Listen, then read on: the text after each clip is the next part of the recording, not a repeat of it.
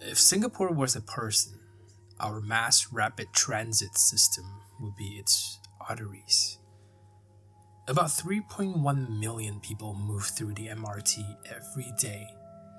That's half our population traveling through the network. I love that we have something like the MRT. Taxis are expensive, driving is even more expensive somehow, and the buses are slow and unreliable. So without the MRT, it wouldn't be possible for many people to get where they need to go in a timely manner.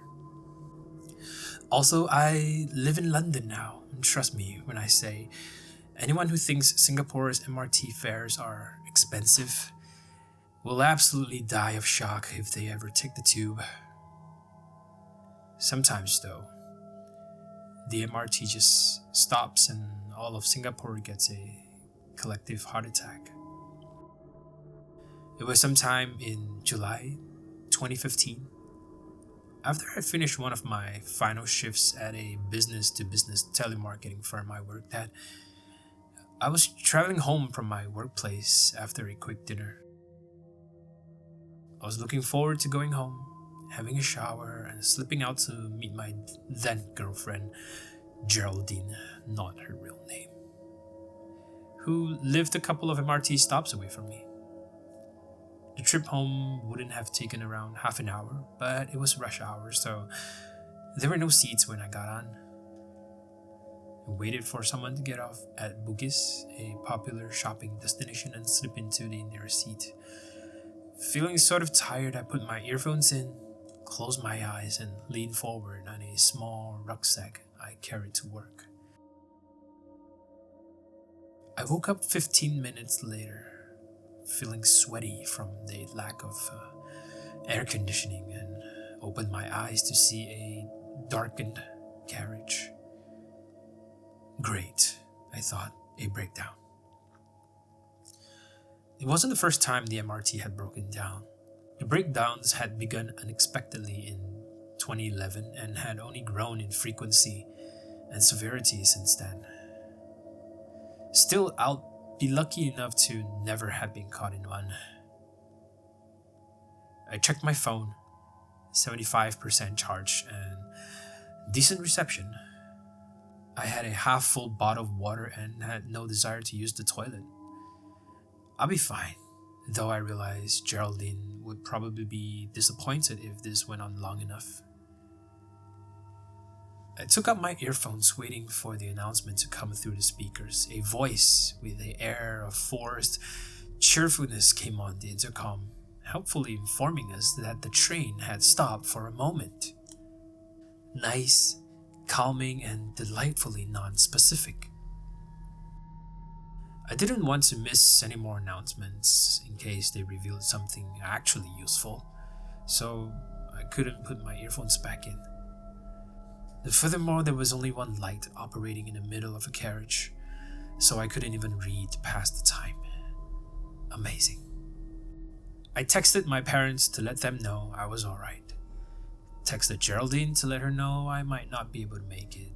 Checked Facebook and Twitter for news. Thousands of angry Singaporeans' Twitters were yelling about yet another train breakdown. Most of them were putting the blame on random things from the government to unspecified foreigners. What really caught my eye, though, was a video someone had posted on Twitter. Some guy had forced the train door open and gotten out into the tunnels, possibly intending to make his way to the nearest station. The person who uploaded the video was peering out at the tunnel, watching the idiot make his way into the dark, guided only by his powerful phone flashlight. Before long, the guy suddenly turned back and ran back into the train carriage. The video ended as the guy scrambled back in and began to shove the doors closed. At that moment, I thought it was just him realizing how stupid he was being. Walking through the dark in the train tunnel was not exactly my idea of safety.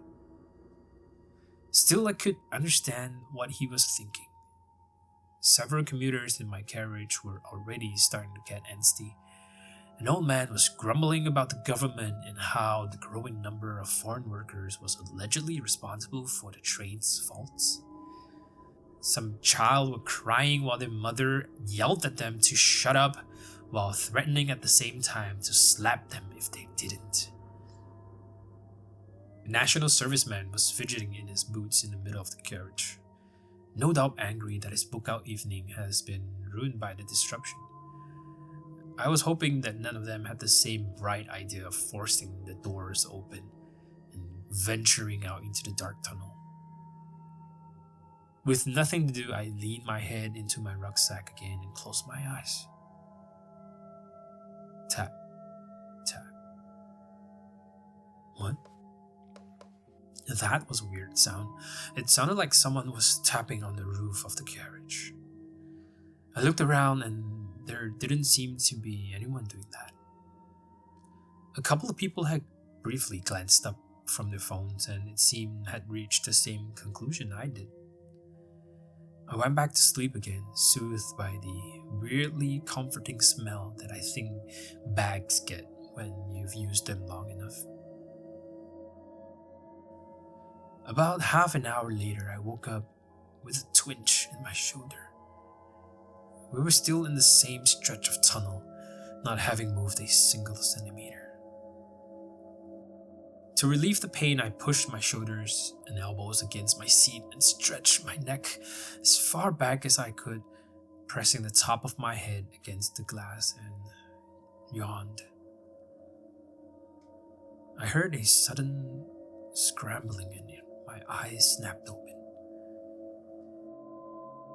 Still leaning back, I spotted something white had pulled itself over the top of the train.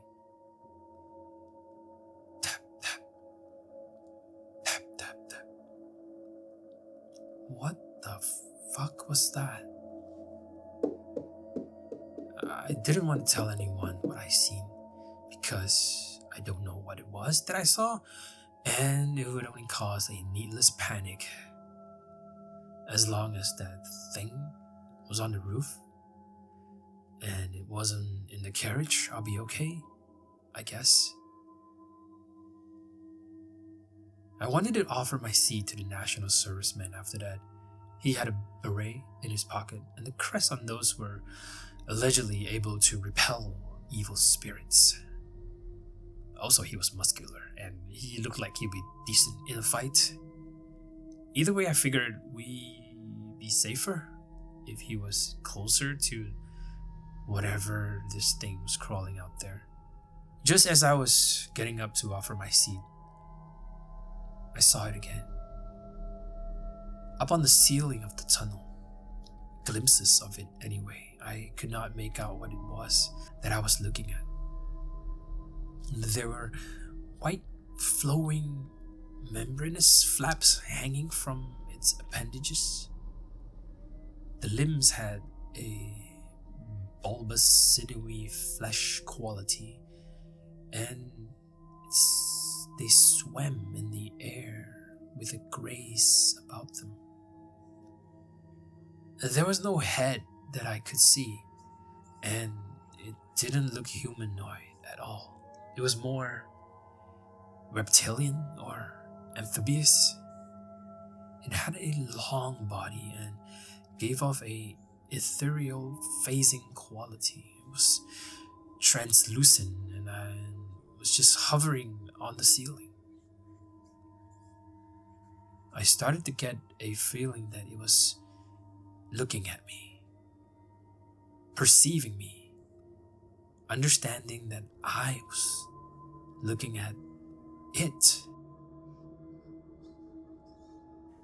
A deep sense of fear gripped me.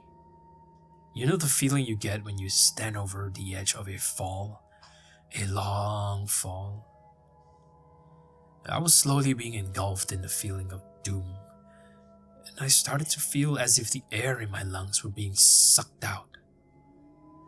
That feeling then turned into a calling. A small voice in my head started to say, "Come out. Get out here." you'll be much, much happier with us. I was mesmerized. I then felt a hand trying to pry my mouth open and attempting to stuff something leathery, a rolled up belt, into my mouth. And apparently I was foaming at the mouth and convulsing. People thought that I was having a seizure.